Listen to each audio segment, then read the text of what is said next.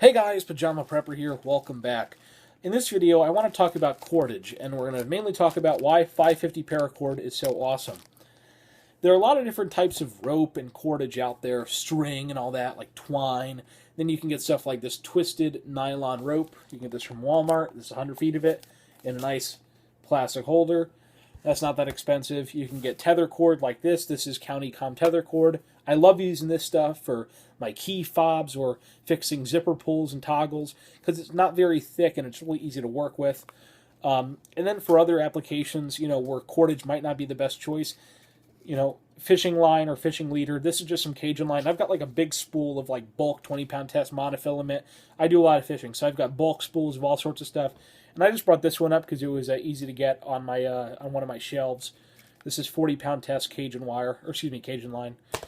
But 550 cord is really versatile.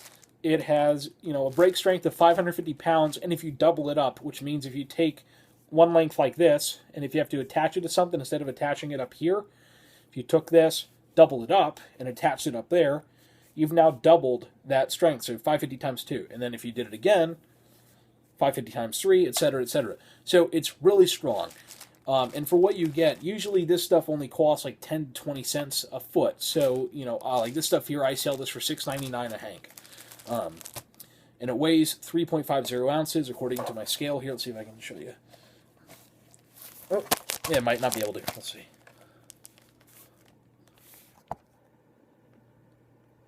There you go. Sorry.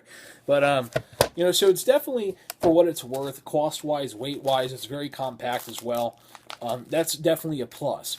Also, there's so many different colors and camouflage patterns that 550 cord comes in.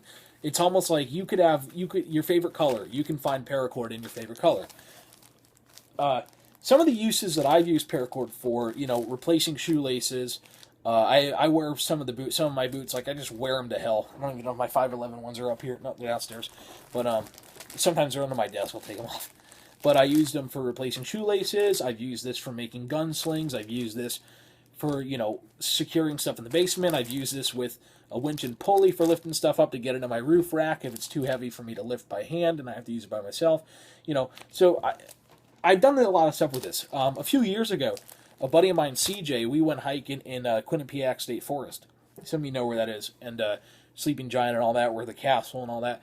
And we decided to make our own trail. It was right around, I think, March or so.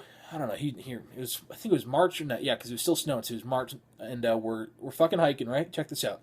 We're making our own little trail on one of the more difficult trails, and we decided to go down this hill.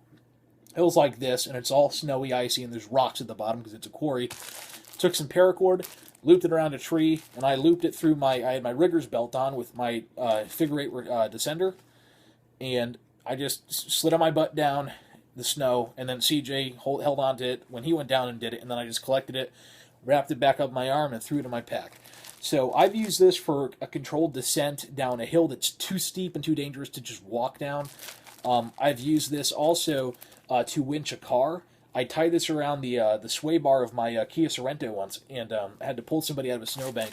And I've also done that with my Kia Spectra down at Buckstop Sidco, which is now a mobile station.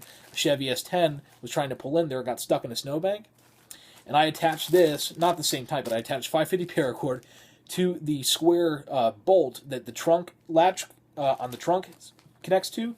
And I tied it around there a few times, and then tied it to the front of his tow hook, and I just slowly pulled him out. So I pulled a guy out of a snowbank using paracord. So this stuff does have a lot of emergency use. By the way, if you ever want to replicate that, I really want to get it on camera. That was, I think, in 2007 or so I did that. So, or if you want to try it out with me, let's find a parking lot. We'll give it a test. Get you stuck in a snowbank, and I'll pull you out with the Sorento and paracord. I think it'll be pretty badass.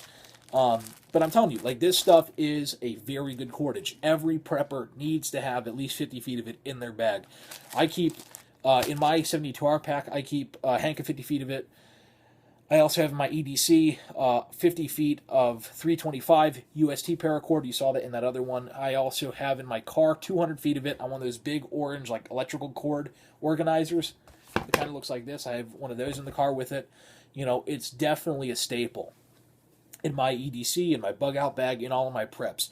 And I sell paracord too, so if you're ever looking for it, I got a good deal on it. on the website right now, not on the eBay store, excuse me. If you have any questions, comments, put them in the section below. Thanks for watching. God bless America. Stay safe and always be prepared. Have a nice day.